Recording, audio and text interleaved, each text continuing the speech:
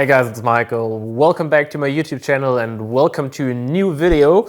And with that video, we are going to extend your training, planning, programming toolbox once more.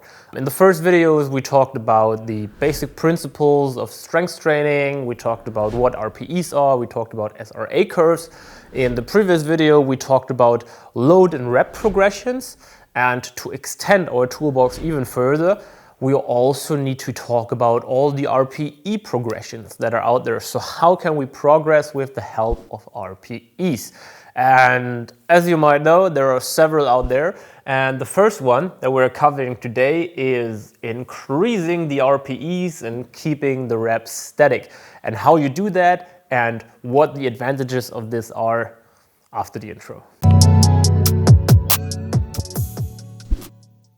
As you know, you need to make a living, so a bit of advertisement as always at the beginning. If you want to know everything about calisthenics, how to execute exercises, how to program for calisthenics, how to pick assistance exercises, what is healthy execution, what maybe not, what increases the risk, and how you put weighted and skill training together in a program, then you should definitely check out my book, Understanding Calisthenics. It's available in English as an ebook, and the Germans have luck. They are going to receive a printed version, so make sure to check that out.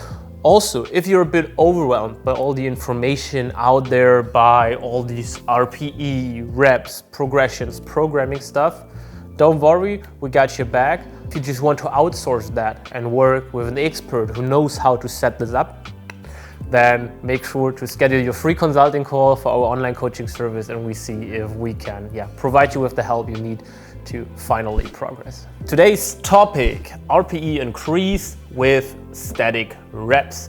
What does that mean? That means over the course of a block, we are leveling up the RPE value and we're keeping the rep value constant. Why are we using this? We covered it a bit in the last video. Whenever you are training over a block, you want to make sure that there is some kind of pre-planned progression. Because if I start with, let's say a top set of 5 repetitions for a certain exercise, and in the first week of my training plan, I max that out. In week number 2, what are you going to do? The only thing you can do is max out again and hope that this max out is stronger. Week number 3, max out again. Hope it's getting stronger. Week number 4, max out again. Hope it's getting stronger. Meaning, if you go back to the SRA curves video, is that you have a very, very big disruption, probably not enough recovery time, and you will have maybe a decreasing performance over time because there is not enough time for your body to adapt, because you're training too heavy, too frequent, and you don't leave room for adaptation for your body. And the RPE increase with static reps is a very, very simple system to make a pre-planned progression over the course of a block happening. And it sounds much more complicated than it is. What it actually represents is this. We're starting in week 1. Let's say this is a top set, pull-ups, 5 repetitions, whatever weight. We start at an RPE value of 6. So we keep roughly 4 reps in reserve. Next week, we plan a value at 7. So in week number 1, we willingly left a buffer of 4 repetitions. So we can make sure that we can increase the weight, the additional weight every week. So we can make pre-planned progress. So week number 1, 5 at 6, week number 2, 5 at 7, week number 3, 5 at 8, and so on. And that is a pretty easy system to make it possible to progress. And let's give that some values here.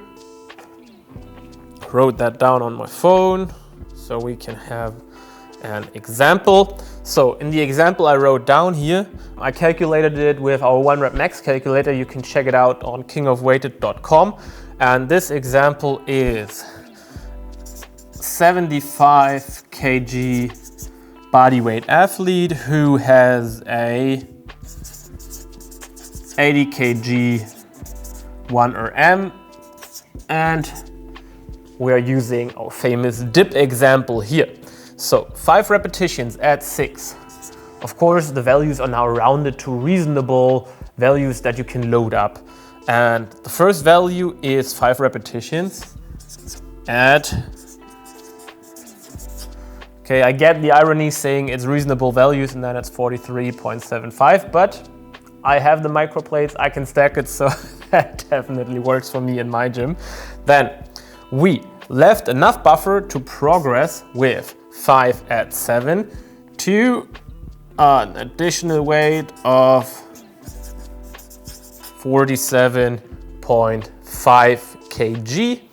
Week number 3, we still have enough buffer and we go with 50 kg and so on and so on. Of course, the limit here is if you arrive at 10, then there's no further progression possible. And then, as you learned in the previous video, you need to taper